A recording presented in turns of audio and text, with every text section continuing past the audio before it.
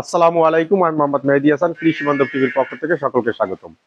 আজকে আপনাদের দেখাবো গরুর রক্ত আমাশা এবং পায়খানার সাথে আপনার গোবরের সাথে আম এবং রক্ত যায়। এটা কি কারণে যায় সেটা আপনাদের আজকে সরাসরি দেখুন। আর আগে দেখেন আপনাদের এই যে রক্তটা কিভাবে পরিমাণ দেখেন, রক্ত যায় দেখেন পায়খানার সাথে, এই যে দেখেন এই, এবং দেখেন এই লোট লোট আম আম যায় দেখেন এই, এবং এই দেখেন গোবরের সাথে টাটকা রক্ত। এর চেয়েও বেশি হয় অনেক সময়, খালি কোদ দিলেও এই রক্তটা পড়ে, গোবর ছাড়াও পড়বে।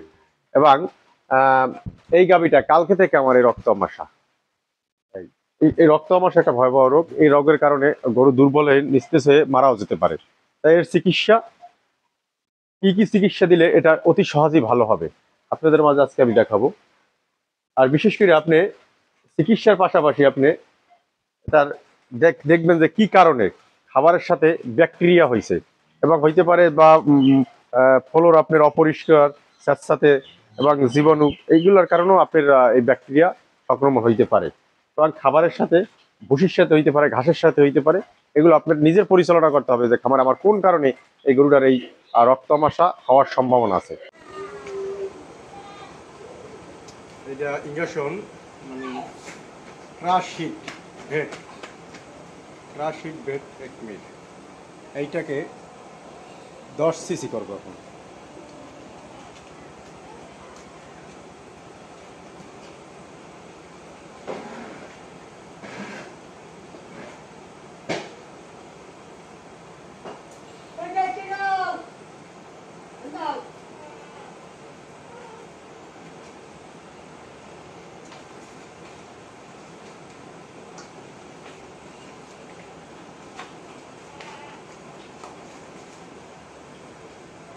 প্যারাশিট ইঞ্জেকশনের পাশাপাশি সিপ্রোসিন ভেট ও কক্সিকে ভেট মুখে খাওয়াতে হবে।